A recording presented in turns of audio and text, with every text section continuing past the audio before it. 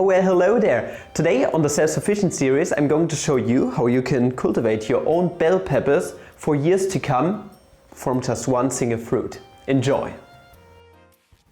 I'll present two methods to you today which will lead to the same result in the long run eventually, so feel free to choose whichever you feel more comfortable with. At first we begin by opening up the bell pepper with a sharp knife, extracting the seeds by hand in the process. The seeds need to dry for 2 to 3 days and you can achieve the best results by enclosing them in a paper towel. That stuff is great at absorbing moisture. It has been constructed that way, so yeah, that does make sense, and keeping mold away from the small ones. It's great to use those. It's good.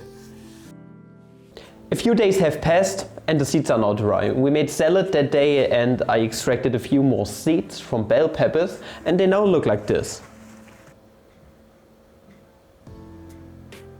The first method is great for people living in dry regions. Our goal is to first sprout the seeds in a moist environment before planting them in soil.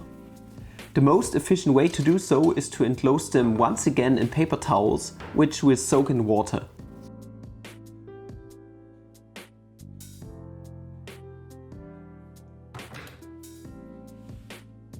The second method is fairly straightforward and just imitates the natural way of growing bell peppers. Simply take a planting pot and poke some holes into the soil using your fingers. Next, throw some of these seeds into the tiny graves, cover them with earth and water them good for the next weeks to come.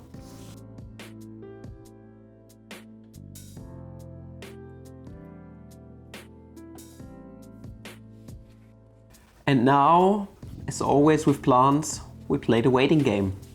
Bell peppers take ages to grow, so you better be patient. Also, you will see the difference in time between the two methods quite well, with method 2 being significantly faster.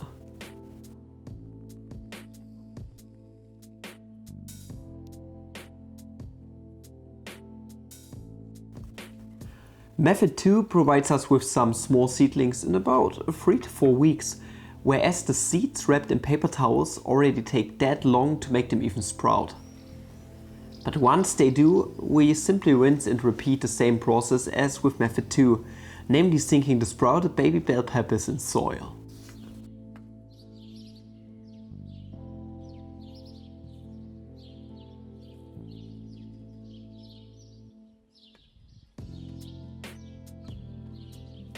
As mentioned before, at some point we will eventually end up with healthy and well-grown seedlings no matter the method.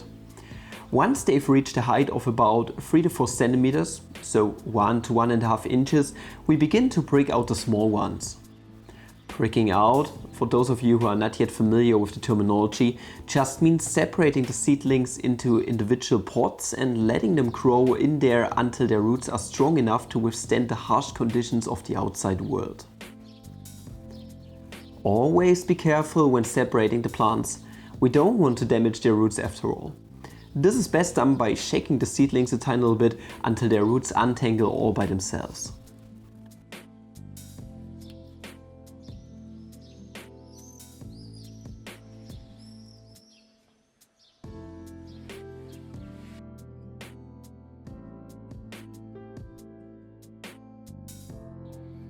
Once done, we wait again.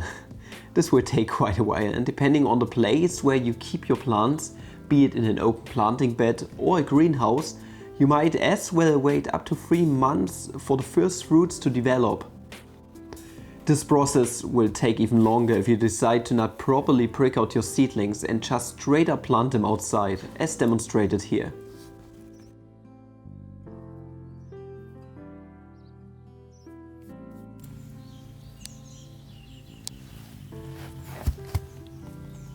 Well, after quite a few weeks, the bell pepper plants are actually pretty big now. You can still let them grow a bit further, but I think they are totally ready for being planted into the soil.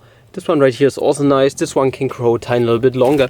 Now, what about the ones that I have planted previously, the very small ones? That was just for demonstration purposes, but they have a really hard time growing. They are still extremely small. They really have a hard time adapting to the soil and the earth that you plant them in. So I would not recommend doing it like this, totally not. I would always recommend you putting those into separate pots and just letting them grow until they are very strong and very nice plants. Now let us put them into the earth and let's wait a few more weeks. In the late spring I planted a few ones outside and a few ones in my school's greenhouse. Spoiler alert, they will grow faster in the greenhouse due to the increased humidity and warmer temperatures. I also cultivated a bunch of chilies, which grew a bit faster than my bell peppers. You will pretty easily notice where fruits will grow by just watching out for those little buds which will later bloom.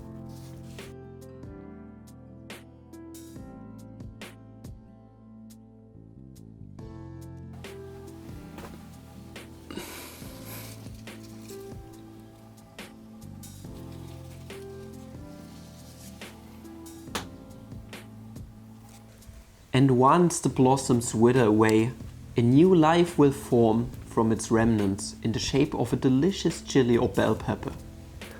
The fruits will look green when first forming and then turn yellow over time. If you wait a bit longer though, you will experience another color change from yellow to orange and finally from orange to red. And depending on your personal taste, you can eat them at any of the aforementioned stages. But just a quick PSA, green bell peppers are outright disgusting. Change my mind and don't add me.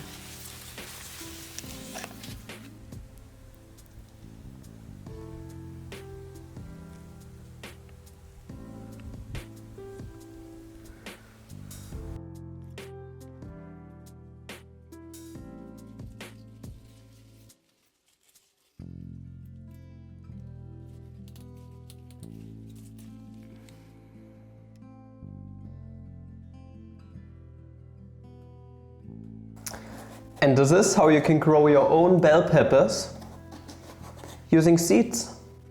Chilies work the same way, by the way. And with opening up this bell pepper, the cycle starts once again. New seeds and a new generation of plants that you can regrow in soil the next year round. And I can tell you something. If you grow bell peppers in your own garden, they taste absolutely delish. Seriously, they're really good. They're really good. Can't complain. They turned out very nicely this year. And if you did enjoy today's video on the self-sufficient series, then why not make sure to subscribe to the channel and also check out the other episodes linked down there in the description to the whole playlist. Other than that, I'm doing mainly woodworking here on this channel, so also make sure to check out some of those videos. Link to the DIY project playlist also down there in the description. And if you're feeling especially generous today, also make sure to check out stemage.eu, my shop for handcrafted products. And up until next video, I wish you guys